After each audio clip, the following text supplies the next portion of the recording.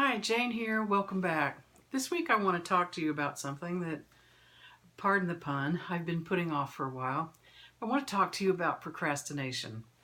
Now, what are you waiting for? When we talk about writing, we've talked about all the ins and outs and do's and don'ts and how to do this and how to do that and why and all about it. But we haven't talked at any great length, at least, about procrastination. And procrastination is not just the bane of writers. It affects, I think it tends to affect lots of people in all kinds of areas. It's those things that you really need to do, but for some reason you just don't want to do it, or you don't want to do it right now, or we have all of our reasons and excuses. But procrastination, we don't need to talk a whole lot about defining it. I think everybody knows what it means. It's literally putting off day after day, maybe, postponing things that need to be done. And generally, we're talking about things that really need your immediate attention, and yet you just don't get around to them. You put something else in place of that, and you don't go there. You don't take that action.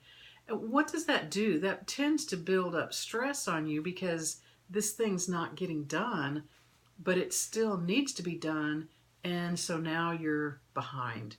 Um, what does it look like in your world? I mean, I think most people have an issue with it from time to time, at least. What does procrastination look like in your life? Now, I'm as guilty, I will own it. I have been known to procrastinate on some things. And for me, it's generally at times when I'm really busy or I'm really tired, or the thing that I need to be doing is something that I really don't particularly enjoy doing, or I think that it's going to be very difficult to do. Think about that, because sometimes we can build up this horrible case against doing something. We just judge it, and we know it's going to be hard, and it's going to be not fun, and it's going to take a lot of time, and yada yada yada. And that may not be true, but when you see it that way, it's going to be that way for you. So it's very easy to rationalize when the time comes to do these things. Well, I'll do it tomorrow. I'll feel better tomorrow. I'll be fresh in the morning. I'll have more time. Well, let me talk to so and so first and make sure I have this part right. You just need to get into it and start. You can always make a phone call later or in the middle of it. But think about your own life. What does procrastination look like?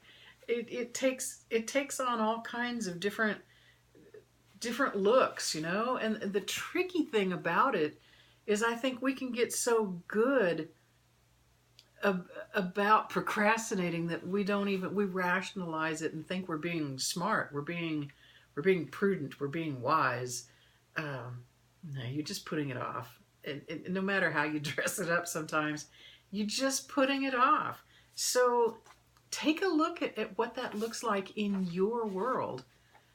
When I was putting this together, this whole video and post came out of a conversation that I had with a good friend just recently.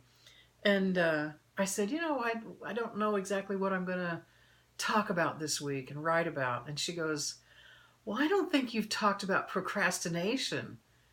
And I had to think back, and you're right. I really hadn't. And so I thought, okay, let's just tackle this little bugger and take it apart a little bit.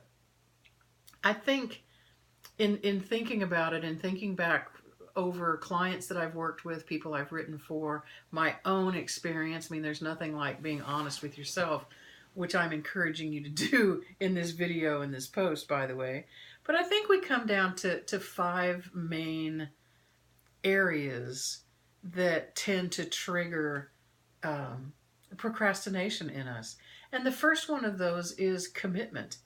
As a writer, you have to be committed to writing, to working on your project. Now, let's say, for example, that your project is you're going to write a book that's probably going to be, you're estimating it's going to turn out to be 120 pages. So all you have to do is write 120 pages. If you wrote the equivalent of 1 page a day, that might be 500 words, depending on your book, depending on format, might be 500 words. There's that 500 word thing again. But if you wrote 1 page worth a day for a 120 page book, do you realize that in 4 months' time you would have your first draft finished? Now, it wouldn't be finalized, it wouldn't be, the revision work wouldn't be done, the editing and proofing and all that wouldn't be ready to go to the publisher in 4 months, but in 4 months that are going to go by regardless of what you do, you could have your first draft done to where in another short time you could be ready to your book would be on the presses, so to speak. You'd be on the big printer and your book would be ready.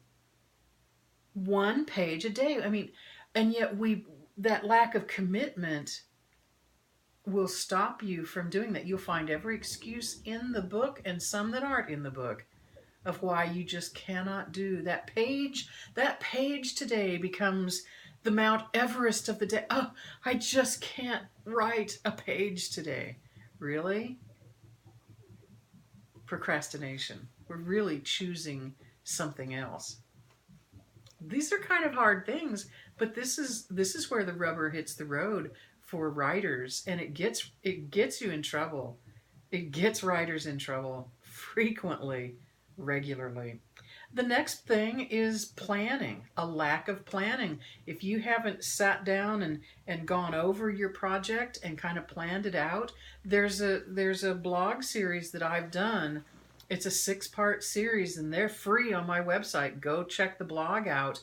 But it's on the writing process. And it talks about all these things. And I didn't set out to talk about that process when I was looking at this through the eyes of procrastination. But I realized as I was putting this together, we've gone to those same steps. Planning, there's a lot about planning your project. And if you don't have that planning under you,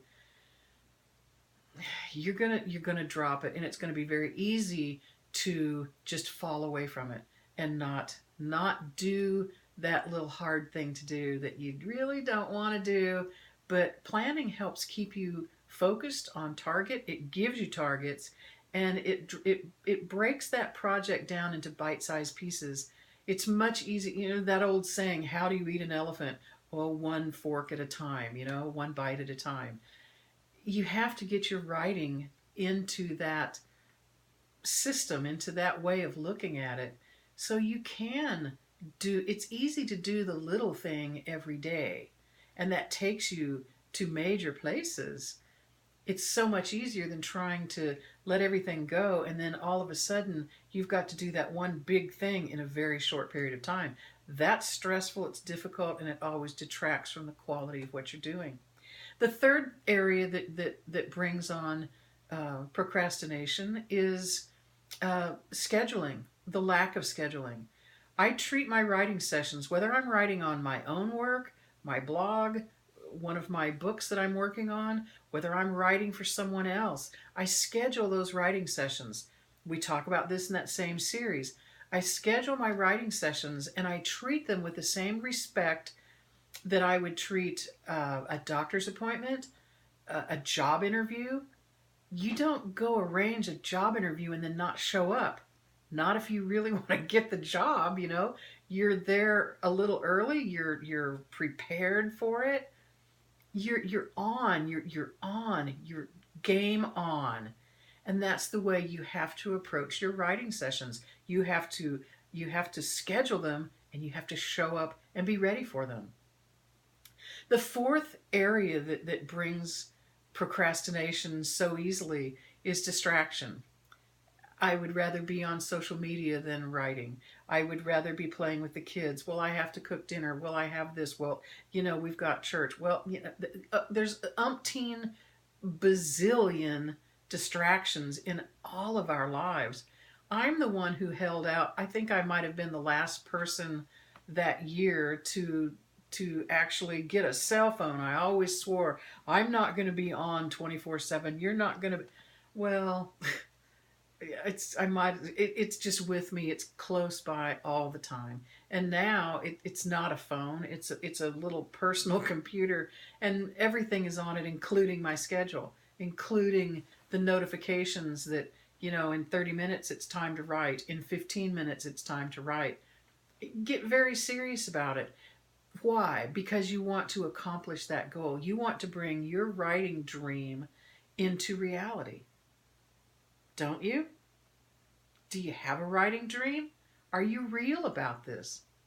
Where is procrastination absolutely killing your creativity, your productivity, and your dream? It's a big weapon that works against you. So, distractions. What are the distractions in your life? We've talked about that before. Take a look at them. What distracts you the most? Deal with it. Put that away. For if you've set down a 2-hour writing session in your calendar, then for 2 hours turn off your phone. If Facebook is your nemesis, then shut it down. It's still going to be there 2 hours from now, and it won't take you 10 seconds to be updated on everything that happened while you were working on your dream.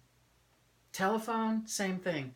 Friends, family, the world will do okay for 2 hours or an hour, whatever your writing schedule is.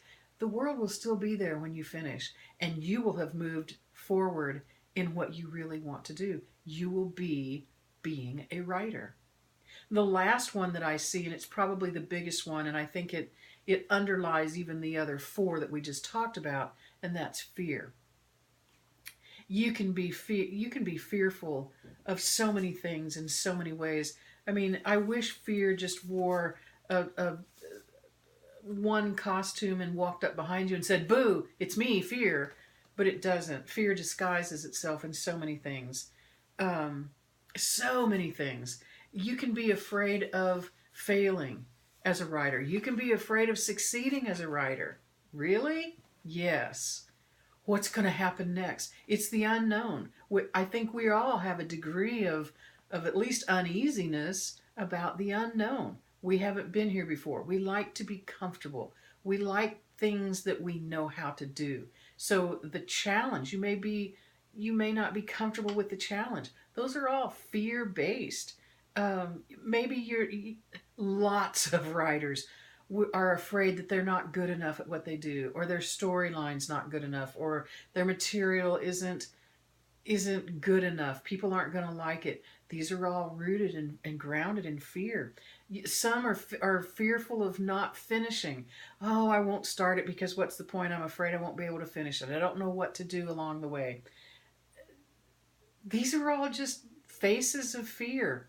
And you have the choice every day to either face up to it and go, "No, I'm going to write anyway. This is a lie." Fear never tells you the truth.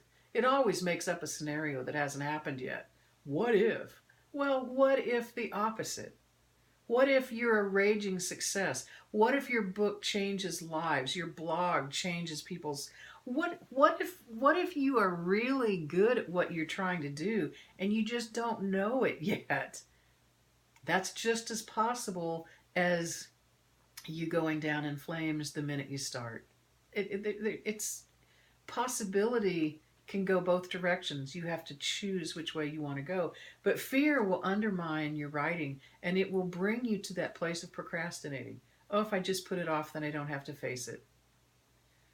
You're putting off your life. You're putting off your passion. You're putting off the inspiration that made you start thinking about writing in the first place. What are you fearful about? What's blocking you? What are the things that you're afraid of? I mean, I will own my own. There have been times when I've been afraid that nobody would care, that mine wasn't good enough, that I didn't know what I was doing, that, what if?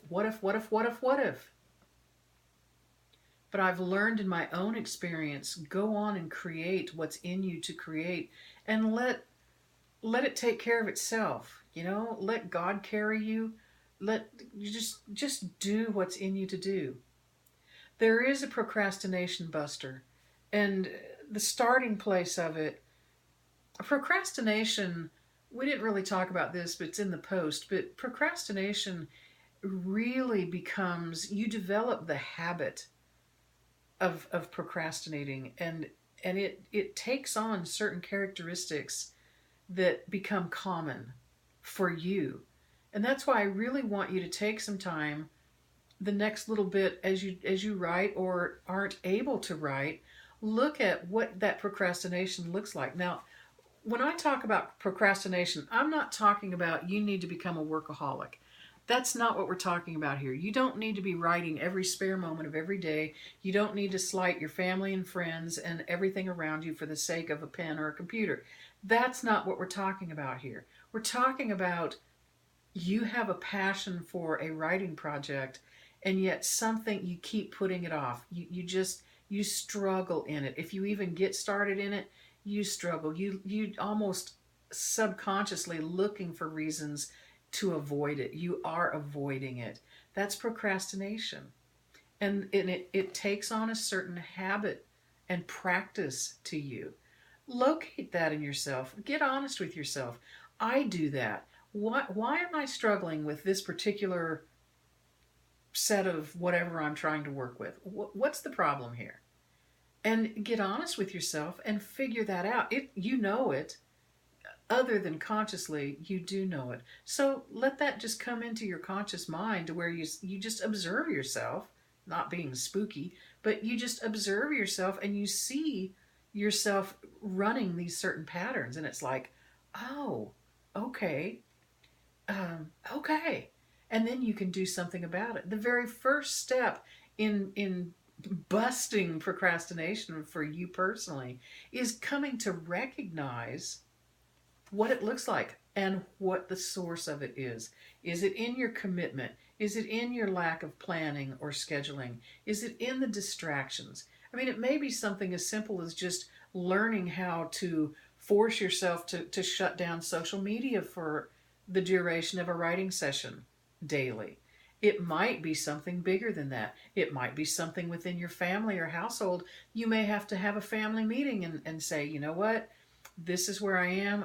I need to be writing. So just for this period of time, tonight or today, I'm just gonna, y'all leave me alone for a little bit, and then when I finish up, we'll do something fun. I mean, relate with your children, with your spouse, with your friends, with whomever is in your family, in your immediate group. Work with them. They will work with you, because everybody who loves you and is part of your life wants you to succeed. If they truly love you, if they really are family, they want you to succeed. They want you to follow that passion. And so they'll help you. The kids may tiptoe through the house. The pet, if your dog or cat or whatever is bothersome to you while you're writing, take them aside, put them outside of the door, shut the door, get them occupied somewhere else. And when you're finished, go love on them, play with them a little bit, give them treats, whatever your deal is with them, that, negotiate. But make the space and the time to write. I hope this little look at procrastination sheds some light on it for you and brings some clarity to you so that you can begin to recognize it in yourself and discover where it's coming from so you can deal with it. Go make the changes that you need to make in order to bring your writing to a daily practice. If you've got a book to write, I want you to write it. I want you to do that daily thing and get it done. If it's a blog, I want you doing that daily writing so that you're getting those posts out there regularly, whatever you've set as your goal. Whatever it is that you're doing, I want you to succeed at it. That's why I do what I do here. I hope this helps you. I so appreciate you hanging out with me. Check out my Facebook page at Jane Rucker Writing Coach. Subscribe to my blog at janerucker.com. Please follow along with me and have a great writing week. Let me know how this impacts you. Let me know about your procrastination and what you're doing to overcome it. Thank you so much. God bless.